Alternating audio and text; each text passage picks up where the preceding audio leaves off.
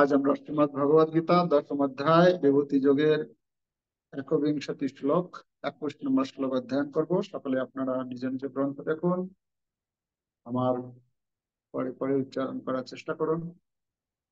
আদিত্যানামহং বিষ্ণু জ্যোতিষাম রবিরংশুমান মরীচির্মরুতামস্মি নক্ষত্রাণামহং শশী। এই শ্লোকের অনুবাদ এবং তাৎপর্য শিল প্রভুপাদের দ্বারা। শিল প্রভুপাদ কি জয়। অনুবাদ: আদিত্যদের মধ্যে আমি বিষ্ণু, জ্যোতিষ্কদের মধ্যে আমি কিরণময় সূর্য, মরুতদের মধ্যে আমি মরীচি এবং নক্ষত্রদের মধ্যে আমি চন্দ্র। তো ভগবান এই 21 নম্বর শ্লোক থেকে এবারে তিনি শুরু করলেন এক একটি বিভূতির কথা, যে এই জগতের যে শ্রেষ্ঠ বস্তু, শ্রেষ্ঠ ব্যক্তি,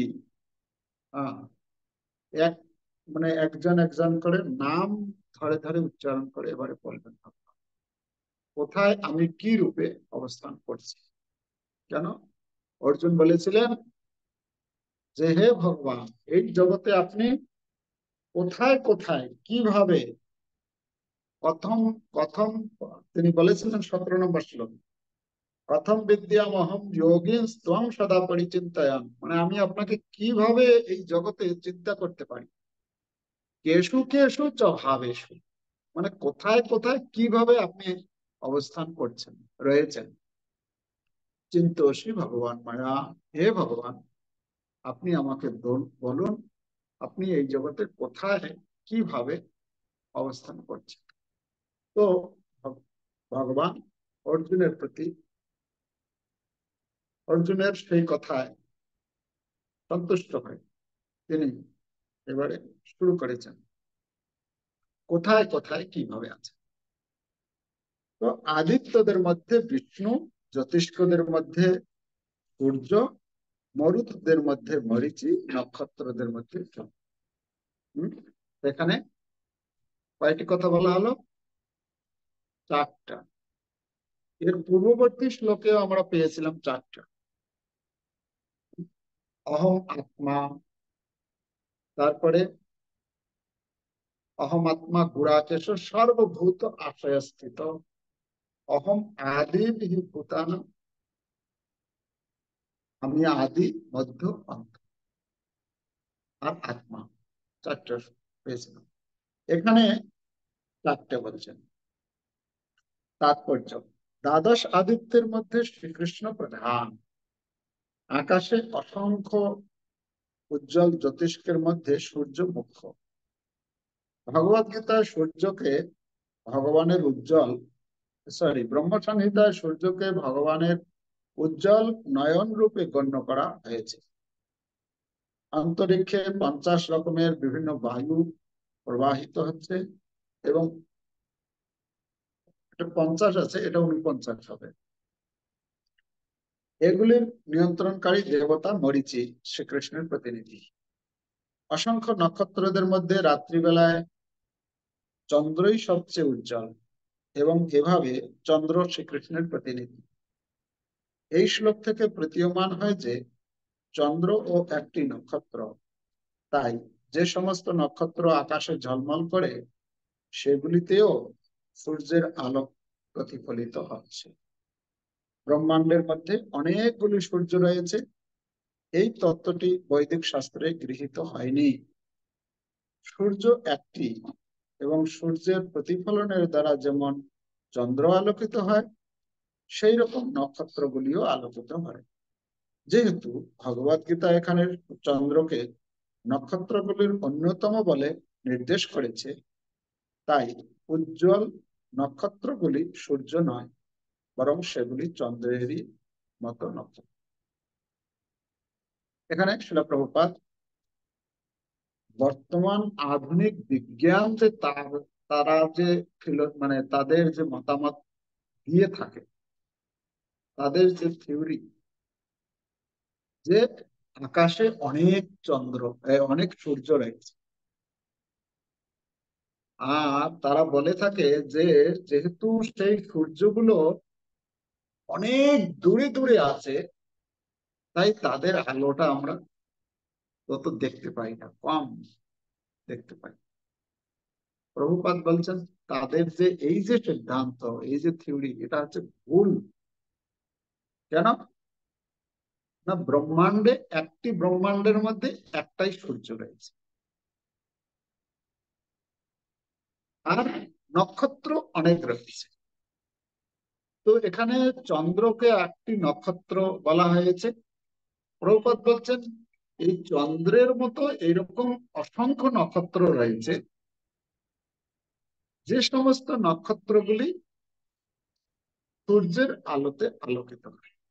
এই বিজ্ঞানীদের যে এই কথাটা, যে সূর্যের আলোতেই আলোকিত হয়, এই কথাটা প্রভুপাদ এই কথাতে সহমত, যে হ্যাঁ, সূর্যের আলোতেই আলোকিত।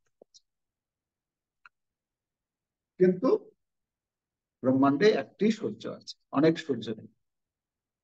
ঠিক আছে, এটা প্রভুপাদ এখানে বিজ্ঞানীদের যে মতবাদ সেটাকে খণ্ডন করেছে। তাহলে এখানে আহ 4টি বিভূতির কথা বলেছেন ভগবান। প্রথমটি হচ্ছে আদিত্যানাম অহং বিষ্ণু। এখানে অর্জুন অর্জুনের জানার ইচ্ছা যে আমি তো গিয়েছিলাম স্বর্গলোকে, তো স্বর্গলোকে তো দ্বাদশ আদিত্যের দর্শন হয়েছে। তো এই দ্বাদশ আদিত্যের মধ্যে আপনি কে? ভগবান বলছেন সেই দ্বাদশ আদিত্যের মধ্যে আমি হচ্ছি বিষ্ণু। বিষ্ণু মানে ভগবান বিষ্ণু। আদিত্য মানে হচ্ছে দেবতাগণ। আদিত্য আর দৈত্য, আদিত্য আর দৈত্য মানে দেবতা এবং অসুর। তো দ্বিতীয় গর্ভ কশ্যপ মুনির পুত্র, কশ্যপ মুনির পুত্র দুজনে, আদিত্য আর দৈত্য। আদিত্য মানে হচ্ছে দেবতাগণ, আর দৈত্য মানে হচ্ছে দ্বিতীয় পুত্রগণ। অদিতির পুত্র হচ্ছে আদিত্য, আর দ্বিতীয় পুত্র হচ্ছে দৈত্য। এখানে ভগবান যে বলছেন আমি হচ্ছি আদিত্য,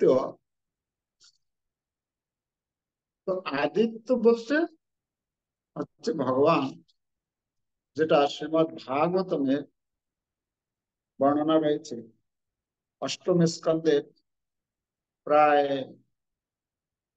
16 থেকে 23 অধ্যায়, প্রায় 8টি অধ্যায়ে এই সুখদেব গোস্বামী মহারাজ পরীক্ষিতকে এই সম্বন্ধে বলেছেন যে এক সময় যখন দেবতাদেরকে পরাস্ত করে এই অসুরেরা, কি করেছে, স্বর্গরাজ্য দখল করেছে। তো অসুরেরা মানে হচ্ছে সেই সময় অসুরদের নেতা ছিলেন বলি মহারাজ। বলি মহারাজ ভগবানের ভক্ত ছিলেন, কিন্তু যেহেতু অসুর কুলে অসুরদের দেবতা, অসুরদের নেতা হচ্ছেন তিনি, তাই সেই সমস্ত অসুরেরা মিলে ইন্দ্রকে পরাস্ত করেছে। ইন্দ্র সহ সমস্ত দেবতাদেরকে স্বর্গ থেকে বিতাড়িত করে দিয়েছে, বিতাড়িত করে স্বর্গের সিংহাসনে বসে পড়েছে। আর বলি মহারাজ যখন আহ অসুরদের গুরু শুক্রাচার্য তো বলছেন যে এই ইন্দ্র আসনে বসতে গেলে তাকে শতক্রতু হতে হয়। শতক্রতু মানে হচ্ছে 100টা অশ্বমেধ যজ্ঞ যদি করে তবেই সে এই ইন্দ্রত্ব পদ লাভ করতে পারে। তো আপনি তো এবার এখন তো সত্যি বলে স্বর্গরাজ্য জয় করেছেন। আপনাকে যদি এটাতে যদি পার্মানেন্ট থাকতে হয়, টিকে থাকতে হয়, তাহলে কি করতে হবে? 100টা যদি যজ্ঞ করেন তাহলে ইন্দ্রিয়ের যে যোগ্যতা সেটা আপনি লাভ করতে পারেন। তাহলে আপনাকে আর কেউ এখান থেকে সরাতে পারবেন। তো বলি মহারাজ কি করেছেন? যজ্ঞ শুরু করে দিয়েছে। এই 1 2 3 4 5 এরকম করতে করতে 99টা যজ্ঞ করে ফেলেছে। আর একটা যজ্ঞ লাস্ট বাকি আছে। এখন এদিকে দেখছেন যে যদি শতক্রতু হয়ে যায় তাহলে তো পাওয়ারফুল হয়ে যাবে। এটা একটা ঘটনা। অন্যদিকে অদিতি, এই যে দেবতাদের যে মাতা অদিতি, কশ্যপ মুনির স্ত্রী অদিতি, তিনি চিন্তা করছেন আমার পুত্রগণ ইন্দ্র থেকে শুরু করে যারা রয়েছে সকলেই এখন কি ঘর ছাড়া হয়ে গেছে। ঘর ছাড়া হয় না, এই ঘর ছাড়ার মানে প্রথাটা মনে হয় সেখান থেকেই এসেছে। আমাদের ভোটের পরে সে বাড়ি ঘর ছেড়ে চলে যেতে হয়, দাঙ্গা, বাড়িতে ঢুকতে দেবে না, মারপিট করবে ইত্যাদি। হ্যাঁ, যাই হোক সেরকম না, দেবতাদেরকে বিতাড়িত করেছে। তো বিতাড়িত করলে তখন কি হয়েছে? দিতি অদিতি মাতা, তিনি স্বাভাবিকভাবে মায়ের দুঃখ হবে, কষ্ট হচ্ছে। তো তিনি তার পতিদেবের কাছে গিয়েছেন যে এই দুঃখ থেকে মুক্ত হওয়ার জন্য কি করা উচিত। তো তিনি যখন তার পতি কশ্যপ মুনির কাছে গিয়ে তার দুঃখের কথা বলেছেন, তো তখন পতি হিসেবে তার দুঃখ নিবারণের জন্য কশ্যপ মুনি বললেন যে এক কাজ করো, তুমি একটা ব্রত করো, সেই ব্রতে ভগবান সন্তুষ্ট হলে তাহলে তোমার এই দুঃখ নিবারণ করতে পারবে। সেই ব্রতটা কি? সেই ব্রতটা বললেন যে পয়ব্রত বলে। পয়ব্রত করো, সেই পয়ব্রতের বিধান কিভাবে করতে হবে ইত্যাদি সমস্ত কিছু বর্ণনা করলেন। আর অদিতি মাতা তখন এই পয়ব্রত করে, এই পয়ব্রতের অনুষ্ঠান করে ভগবান শ্রীকৃষ্ণকে সন্তুষ্ট করলেন। পয়ব্রতটার উদ্দেশ্য হচ্ছে ভগবান শ্রীকৃষ্ণের সন্তুষ্টি বিধান। তো যখন ভগবান শ্রীকৃষ্ণ সন্তুষ্ট হয়েছেন তখন ভগবান শ্রীকৃষ্ণ তাকে দর্শন দিয়েছেন, অদিতি মাতাকে দর্শন দিয়ে বলছেন ঠিক আছে মাতা, আমি আপনার এই দুঃখ নিবারণ করব, আমি আপনার পুত্র রূপে আবির্ভূত হব, আবির্ভূত হয়ে আপনার এই দুঃখ নিবারণ। তো পরবর্তীতে ভগবান অদিতির পুত্র রূপে আসলেন, যার নাম হচ্ছে বামন দেব। এই আদিত্যগণের মধ্যে যে ছোট, আদিত্যগণের মধ্যে সব থেকে ছোট ছিলেন এই বামন দেব। তাকে বলা হয় উপেন্দ্র। উপেন্দ্র, উপেন্দ্র কেন বলা হয়? উপ ইন্দ্র, মানে ইন্দ্র যে আছেন, ইন্দ্র যে তার আহ রাজকার্য পরিচালনা করেন, তো এই ভগবান বামন দেবের উপদেশ গ্রহণ করেন, তাকে সাহায্য করেন সবসময়। উপেন্দ্র সবসময় তাকে সাহায্য করেন। তো বামন দেব রূপে ভগবান আবির্ভূত হলেন। যখন তিনি আবির্ভূত হলেন, বামন মানে হচ্ছে, বামন শব্দের অর্থ হচ্ছে বেটে, মানে তার শরীর একদম ছোট্ট সাইজ। ঠিক আছে, বলে না বামন হইয়া চাঁদ ধরার ইচ্ছা করে। বামন মানে হচ্ছে বেটে, আর চাঁদ ধরা মানে চাঁদ কত উপরে সেই। তো বামন রূপে এসেছেন ভগবান। বামন রূপে যখন এসেছেন তখন সকলেই তার তার যদিও বামন রূপে এসেছেন কিন্তু তার রূপ এত সুন্দর মনমোহক ছিল, সকলেই একদম মুগ্ধ, মুগ্ধ হয়ে গেছে তার রূপে। আর তখন সকলেই সেই বামনদেরকে উপহার প্রদান করছেন। যেরকম সে শ্রীমৎ ভাগবতমে বর্ণনা করা হচ্ছে, এই সূর্যদেব তাকে গায়ত্রী মন্ত্র দিলেন, বৃহস্পতি তাকে জনেউ মানে পৈতা উপ উপবীত দিলেন, তারপরে কশ্যপ মুনি তাকে মেখলা পড়ার জন্য দিয়েছেন, তারপরে মাতা পৃথিবী দেবী, যেহেতু বামন দেব রূপে আছেন, পৃথিবী দেবী তাকে মানে বালক বটু বটু ব্রহ্মচারী রূপে আছেন, তো তাকে মৃগ চর্ম দিয়েছেন। আর চন্দ্র চন্দ্রদেব তাকে দণ্ড দিয়েছেন, মানে উপবীত যখন হয় তখন মানে ভিক্ষা মানে তাকে আহ কমণ্ডলু দণ্ড এগুলো প্রদান করা হয়েছে। তো চন্দ্র তাকে দণ্ড দিয়েছেন, আর অদিতি মাতা তাকে কৌপিন দিয়েছেন, তার মা। আর ব্রহ্মাজি তাকে কমণ্ডলু দিয়েছেন। এভাবে আর সপ্ত ঋষি যে ছিলেন, সপ্ত ঋষি ব্রহ্মার যে পুত্রগণ, সপ্ত ঋষি তাকে কুশ আশ্রম দিয়েছেন, মানে যেখানে যাবে বসবে, জব ধ্যান আদি করবে, তো ওতে কুশের উপরে বসে করবে, কুশ প্রদান করেছেন। তো এভাবে প্রত্যেকেই কিছু কিছু উপহার প্রদান করেছেন।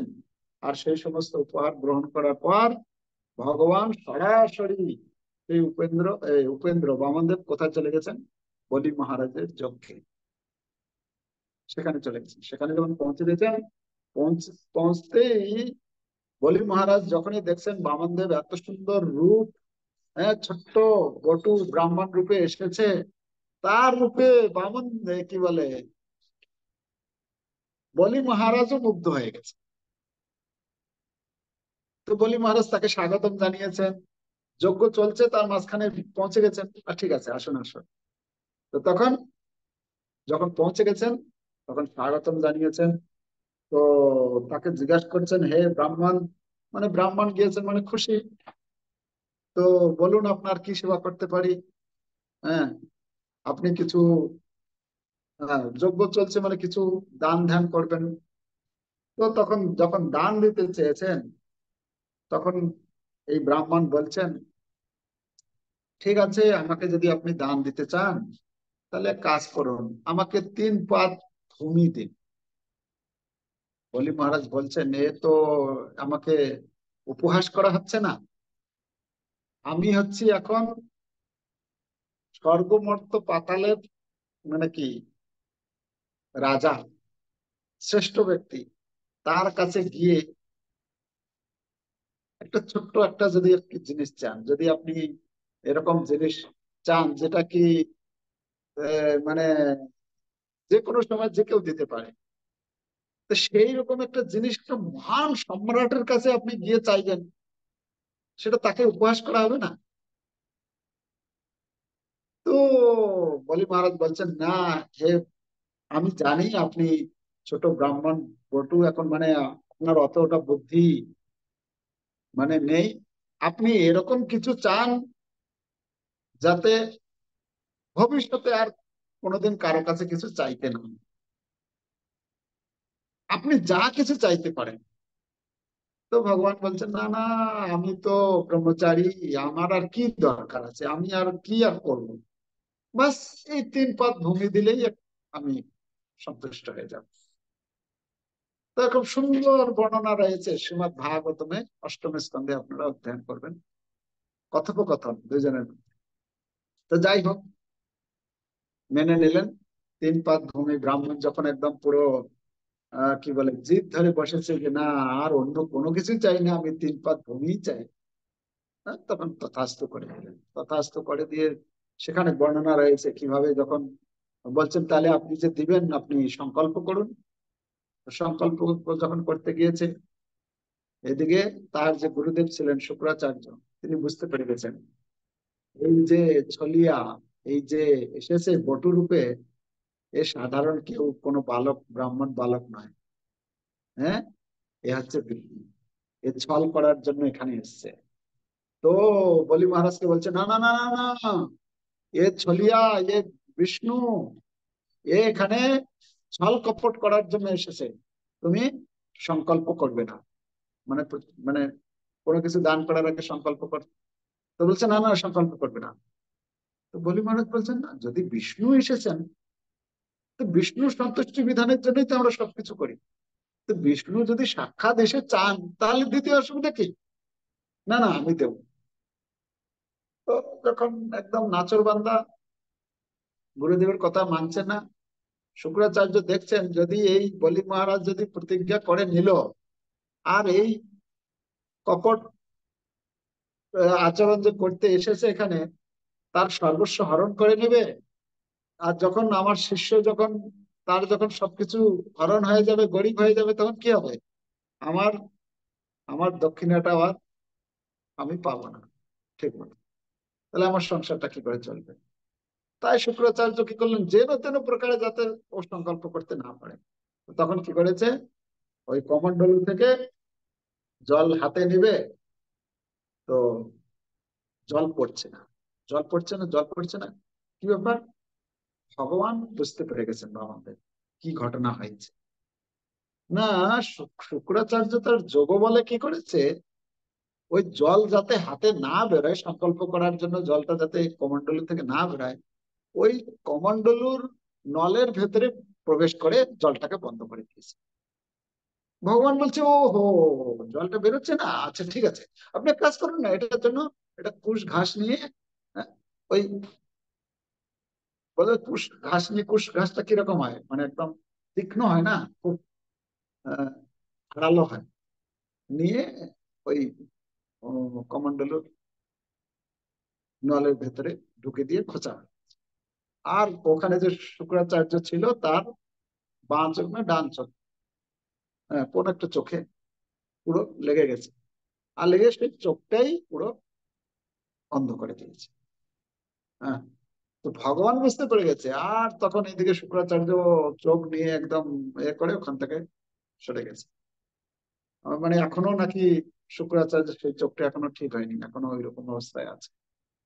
এ, তো কথা আছে, বলি মহারাজ প্রতিজ্ঞা করলেন। প্রতিজ্ঞা করার পরে 3 পাত ভূমি দিতে দিলেন। যে যখন কথা হয়ে গেছে, ভগবান কি করেছেন, 1 পাদ দিয়ে সম্পূর্ণ নিচের যে লোক, ভূলোক থেকে শুরু করে একদম নিচে সব অধিকার করে নিয়েছেন। দ্বিতীয় পা দিয়ে একদম পুরো ঊর্ধ্বলোক যে যত আছে, সে ঊর্ধ্বলোক দখল করে নিয়েছেন। তো বলছেন এবারে তাহলে তৃতীয় পা, তৃতীয় পা দিবে কোথায় সেটা? তখন বলি মহারাজ চিন্তা করছে। বলি মহারাজ যেহেতু ভগবানের ভক্ত ছিলেন, কেন বলি মহারাজ ভক্ত ছিলেন কেন? বলি মহারাজের যে দাদাজি, ঠাকুরদা, ছিলেন প্রহ্লাদ মহারাজ। প্রহ্লাদ মহারাজ ভগবানের মহান ভক্ত। তো সেই প্রহ্লাদ মহারাজের নাতি হিসেবে তিনিও, সেই গুণ তার মধ্যে ছিল। আর তিনিও বিষ্ণু ভক্ত ছিলেন। তাই তিনি সন্তুষ্ট হলেন, খুশি হলেন। যে তখন তিনি বললেন যে ঠিক আছে, আপনি এক কাজ করুন, এইগুলো তো আমার ঐশ্বর্য, এই যে নিচের লোক উপর লোক যে আপনি 2 পাদ দিয়ে অধিকার করেছেন, কিন্তু যিনি এর মালিক, সেই ধন থেকে মালিকের গুরুত্ব আরো বেশি, তাই না? তো আপনি কি করুন, আপনার তৃতীয় মস্তক, তৃতীয় পাদ আমার মস্তকে স্থাপন। আহ তো ভগবান তখন তার তৃতীয় পা বলি মহারাজের মস্তকে দিয়ে একদম পাতালে, সুতল লোকে প্রবেশ, মানে পাঠিয়ে দিলেন। আর সেখানে ভগবান এই বলি মহারাজের যে আত্মসমর্পণ, সর্বস্ব তিনি প্রদান করেছেন ভগবান বিষ্ণুকে, ভগবান খুব খুশি হয়েছেন তার। এবং সেখানে ঘোষণা করেছেন যে বলি এর পরবর্তী, এই ইন্দ্রের যতদিন সময়সীমা আছে, এ যখন শেষ হয়ে যাবে, এর পরবর্তী ইন্দ্র বলি মহারাজ হবে। ভগবান মানে ঘোষণা করে দিয়েছেন এবং তাকে অভিষিক্ত করেছেন যে পরবর্তী ইন্দ্র হবে বলি মহারাজ। আর ভগবান বলি মহারাজকে বলেছেন যে আপনি তুমি কি চাও বরদান? বলি মহারাজ তখন বলছেন, হে ভগবান, আপনি যদি আমার প্রতি সন্তুষ্ট হয়ে থাকেন তাহলে এক কাজ করুন, আমি চাই আপনাকে আমার সেই যে সুতল লোকে আমি যেখানে থাকবো আমার দ্বারপাল হয়ে থাকবে না, যাতে করে আমি সবসময় আপনাকে দর্শন করতে পারি। হ্যাঁ, সর্বদাই আপনাকে আমি দর্শন করতে পারবো। তো সেই অনুসারে ভগবান সেটাকে স্বীকার করলেন। আর তখন থেকে বলা হচ্ছে ভগবান সুতল লোকে বলি মহারাজের দ্বারপাল রূপে রক্ষক হিসেবে তিনি সেখানে অবস্থান করছেন। আরো কিছু ওখানে ঘটনা রয়েছে, সেটা আমরা যাচ্ছি না। আমাদের মূল বক্তব্য ছিল এখানে আদিত্যানাম অহম বিষ্ণু। এই যে বামন দেব রূপে যে তিনি এসেছেন, তিনি এসে এই বলি মহারাজকে 3 পাদ ভূমি গ্রহণ করার মাধ্যমে এই তাকে তিনি সুতল লোকে প্রেরণ করলেন। আর স্বর্গের যে ইন্দ্র আদি দেবতাদেরকে পুনরায় সেই স্বর্গরাজ্য ফিরিয়ে দেন। এটি হচ্ছে বামন দেব, তিনি কি না করতে পারেন। হ্যাঁ, ভগবান বামন দেবের নাম বলা হচ্ছে একটা উরুক্রম। উরুক্রম মানে শক্তি, তার কত 3 পাদ ভূমি দিয়ে তিনি একদম স্বর্গ মর্ত পাতাল সমস্ত কিছু। আর এই সেই বামন দেব যখন ঊর্ধ্বলোকে যখন তার পা দিয়েছিলেন, সেই বলা হচ্ছে ব্রহ্মাণ্ড ভেদ করে একদম বিরজা পর্যন্ত চলে গেছে। আর তার পা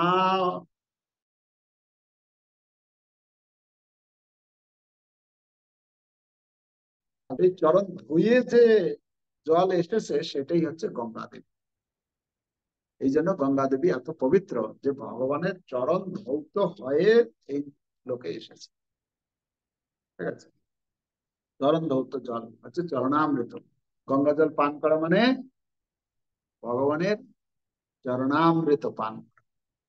ঠিক আছে, এই জন্য গঙ্গা এত পবিত্র, তাতে স্নান করা, তাতে স্পর্শ করা, জল পান করার মাধ্যমে পবিত্র হচ্ছে। ওকে, এটা প্রথম একটা গেল আদিত্যানাম মহম বিষ্ণু। দ্বিতীয় শব্দ হচ্ছে জ্যোতিষাম রবির অংশ। জ্যোতিষাম রবির অংশমান। রবি রবি মানে হচ্ছে সূর্য। প্রভুপাদ এখানে বলছেন যে ব্রহ্ম সংহিতায় শ্লোক দেওয়া হয়েছে যে সমস্ত যচ্চক্ষুরেশ সবিতা সকল গ্রহাণাম রাজা সমস্ত সুরমূর্তি রশেষ তেজা দৃষ্টা গয়া ভ্রমতি কাল সংভৃত কাল চক্র গোবিন্দ মাদি পুরুষম তমাম প্রজা। বলা হচ্ছে আহ এই এই সূর্যদেব হচ্ছেন কি ভগবানের একটি চোখ। যচ্চক্ষুরেশ সবিতা, সবিতা মানে সূর্য, সকল গ্রহাণাম সমস্ত গ্রহ রয়েছে, সমস্ত গ্রহের রাজা হচ্ছেন এই সূর্য। এখানে বলছেন কি জ্যোতিষ্কদের মধ্যে আমি কিরণময় সূর্য। যত জ্যোতি মানে আলো প্রদান করে তার মধ্যে হচ্ছে সূর্য। যেরকম আলো, আলো আগুনের মাধ্যমে আমরা আলো প্রাপ্ত হই না, আর চন্দ্রের মাধ্যমে আলো প্রাপ্ত হয়, কিরণ প্রাপ্ত হয়। কিন্তু আগুনের আগুনের থেকে যে আমরা আলো প্রাপ্ত হই, আগুনের মধ্যে সঙ্গে সঙ্গে কি থাকে, তার তেজ থাকে, তাই না? আমরা যদি বলি আগুনটা আমরা আগুনের প্রকাশটা নেব, তেজ নেব না, সেটা আমরা বাদ দিতে পারবো না। কিন্তু সূর্য এমন একটি আহ উজ্জ্বল জ্যোতিষ্ক, সূর্য উঠার পূর্বেই কত কিলোমিটারের পর কিলোমিটার পুরো আলোকিত হয়ে যায়। সূর্য যখন ওঠেনি তার আগে থেকেই সমস্ত অন্ধকার দূরীভূত হয়ে যায়। তো কিরণ প্রদানকারীদের মধ্যে হচ্ছে শ্রেষ্ঠ হচ্ছেন সূর্য। এখানে এই জন্য বলছেন যে জ্যোতিষ্কদের মধ্যে আমি কিরণময় সূর্য।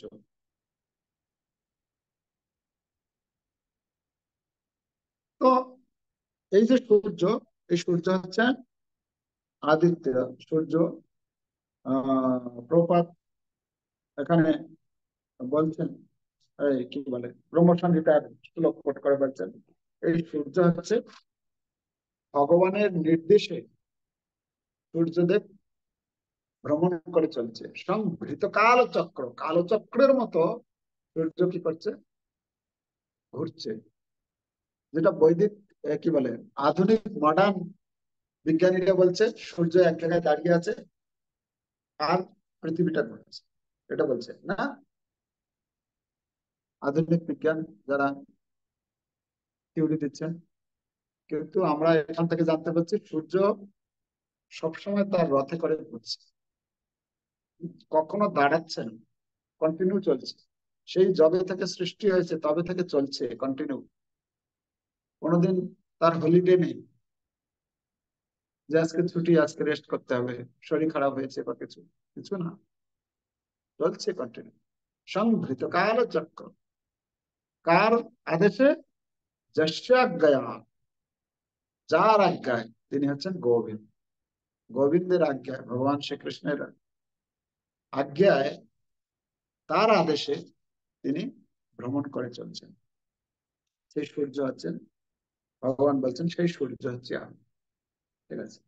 তৃতীয় শব্দ হচ্ছে মরিচির মরুতাম অস্মি, মরিচির মরুতাম অস্মি। মরুত মানে হচ্ছে কত মরুদ আছে, 49, এখানে তাৎপর্য একটু 50 লিখে ফেলেছে, এটা 49 মরুদ। মরুদ নামটা এসছে কোথা থেকে, মা রুদ, মা মানে হচ্ছে না, সংস্কৃতে মা শব্দের অর্থ হচ্ছে না, আর রুদ মানে হচ্ছে রোদন। এই রোদন কোথা থেকে আসলো, এই ঘটনাটি না এক সময়কার ঘটনা, এটাও সেই আগেরটা আমরা পড়লাম, কে ছিল, কে তপস্যা করছিল, অদিতি।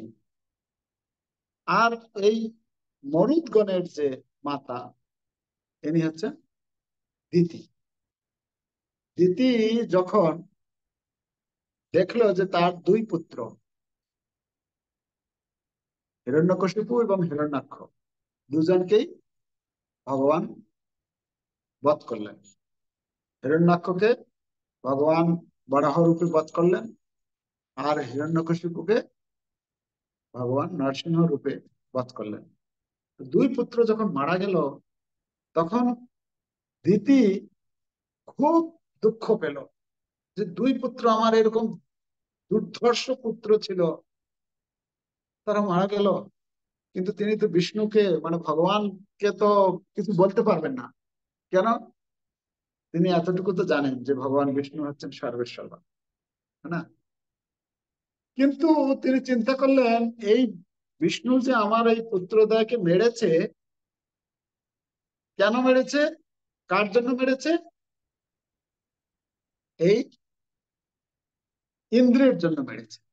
কেন, ভগবান ইন্দ্র, ভগবান কি করেন সবসময় দেবতাদের পক্ষ অবলম্বন করেন, তাই না?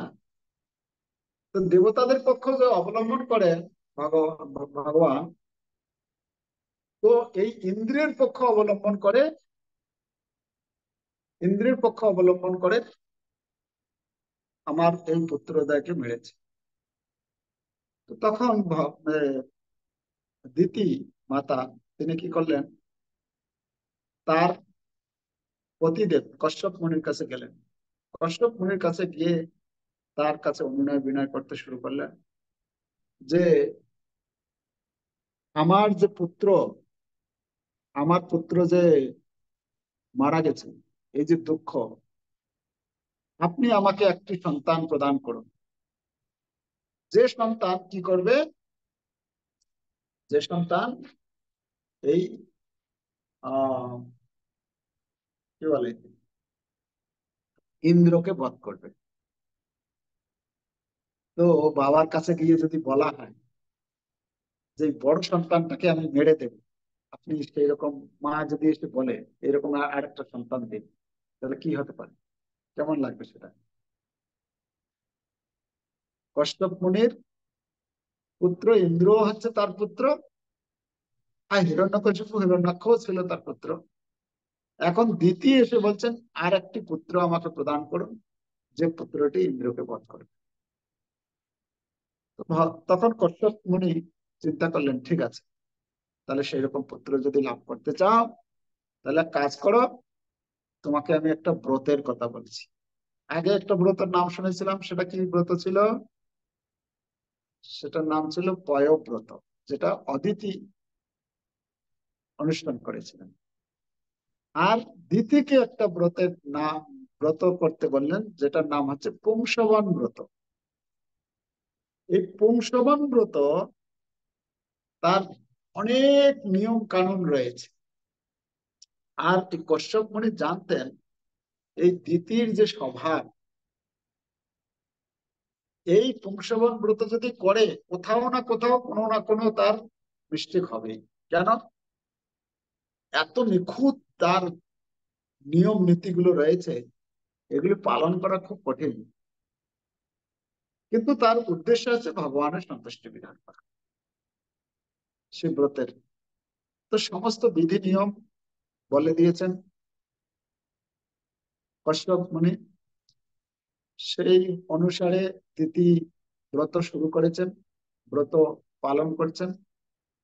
করতে করতে করতে করতে এদিকে যখন ব্রত শুরু করেছেন, দিন অতিবাহিত হচ্ছে।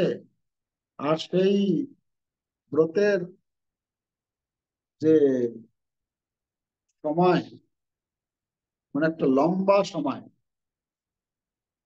এটা শ্রীমদ্ ভাগবতে আপনারা ষষ্ঠ স্কন্ধে 18 অধ্যায়ে এই ব্রতের কথা বর্ণনা রয়েছে। আপনারা সেখান থেকে অধ্যয়ন করতে পারবেন। তো দিতি তখন এই ব্রত করতে শুরু করেছেন। আর এদিকে কি হয়েছে, এটা জানতে পেরেছে কে? ইন্দ্র।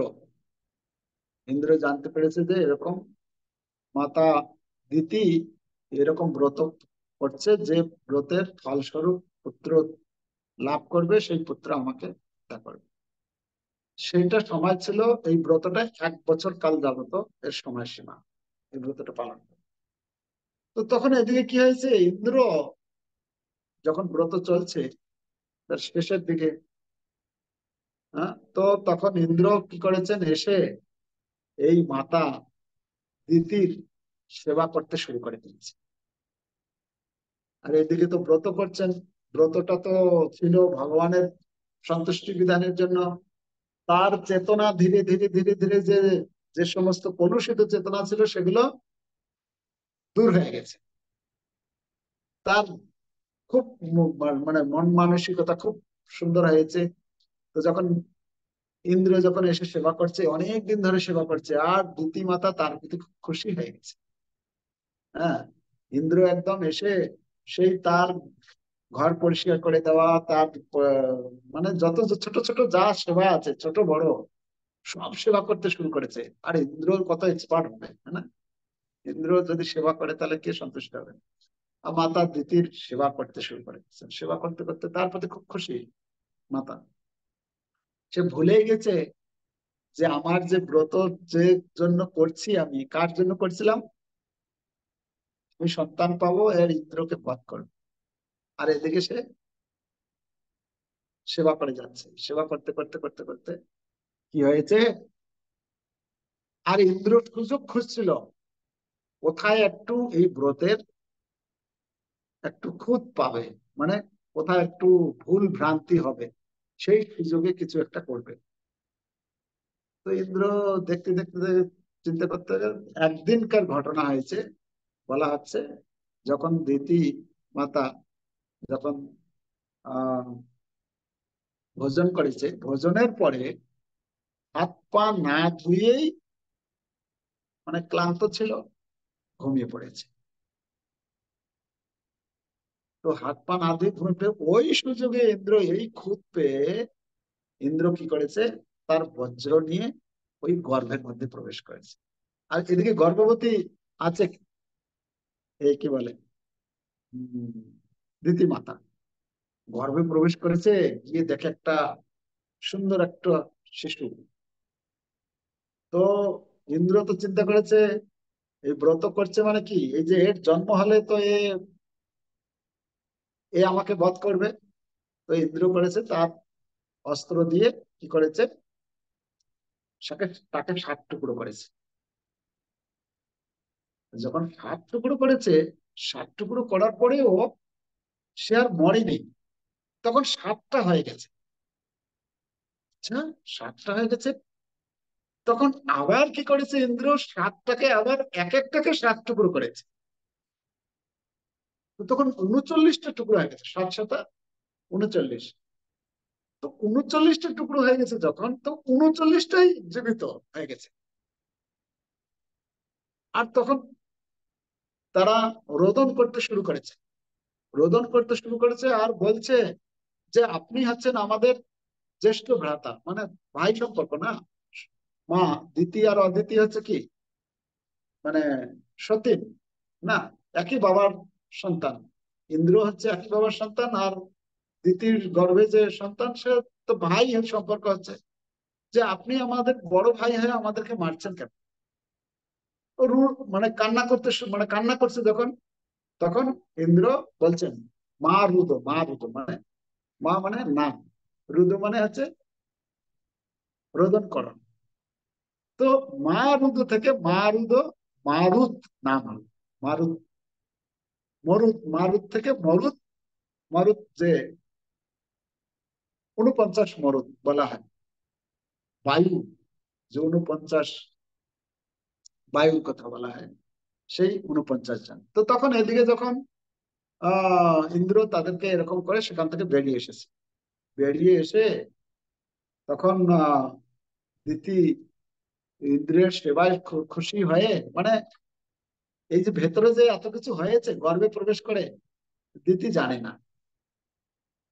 তো যখন দিতি যখন জিজ্ঞেস করেছে, হে বৎস, তোমার সেবায় আমি খুব খুশি, তুমি এত সুন্দর সেবা করেছো, এত কত না ঘুমিয়ে না খেয়ে না কিছু করে তুমি এত সুন্দর আমার সেবা করেছো, তো আমি তোমাকে বরদান দিতে চাই, তুমি বলো কি বর চাও।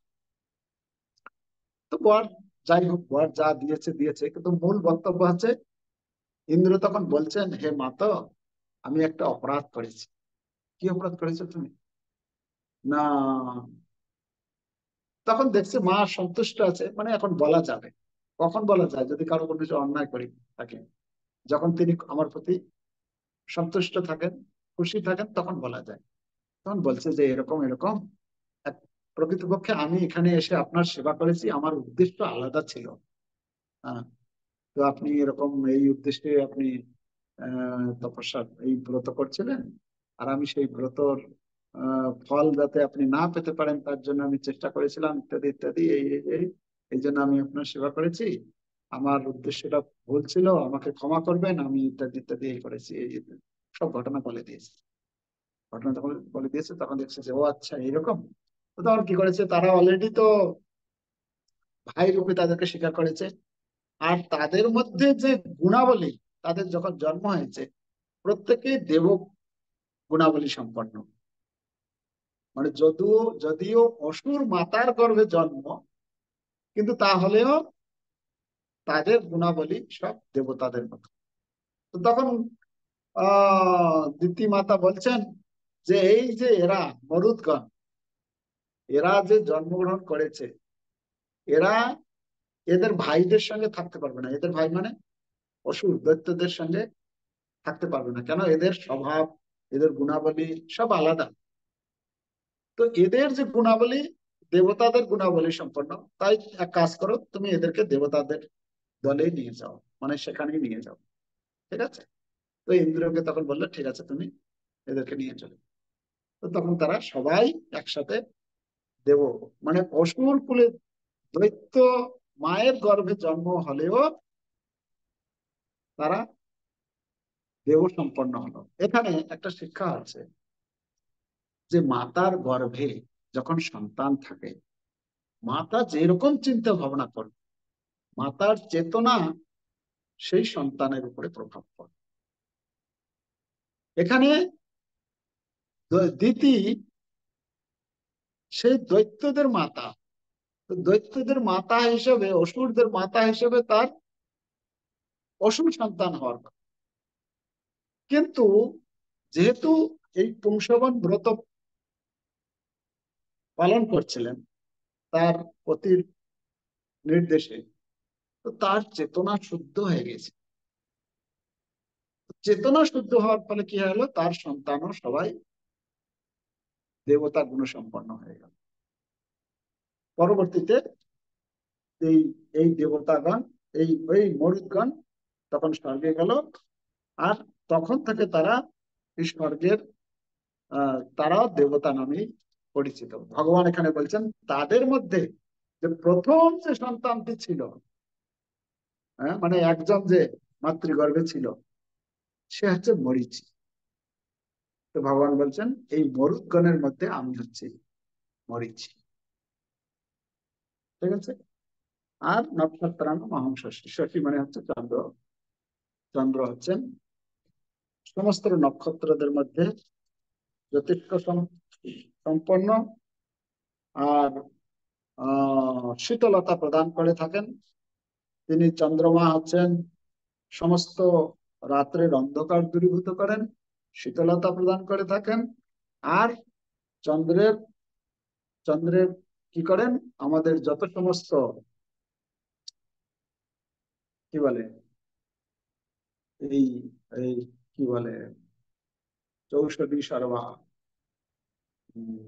গামাবিষ্ট চৌভূতানি ধারাম্যহম ওজসা উষ্ণামি চৌষধি। ঔষধি যে সমস্ত আছে, যে আমরা যেটা খাই, হ্যাঁ, শস্য আদি, এর পুষ্টি সাধন করে থাকেন চন্দ্রমা। চন্দ্র যতক্ষণ পর্যন্ত পুষ্টি না করেন ততক্ষণ পর্যন্ত ধান লাগালেও ওই ধানের মধ্যে বীজ আর আসবে না, সেটা ছিটে হয়ে যায়। এইরকম যত ঔষধি রয়েছে সেটা উষ্ণামি মানে পুষ্ট করে থাকেন চন্দ্র। এই চন্দ্র হচ্ছে আমি, ভগবান বলছেন। ওকে, তো অনেক সময় চলে গেল, আমরা এখানে শেষ করি আজকের আলোচনা। চারটি বিভূতির কথা ভগবান এখানে বলেছেন। হরে কৃষ্ণ কৃষ্ণ কৃষ্ণ হরে হরে, হরে রাম রাম রাম হরে হরে। जगत गुरु श्रील प्रभुपाद की जय, समन्वित भक्त वृंद की जय, भगवत गीता जत की जय, निताई गौर प्रेमानंदे हरि हरि बोल।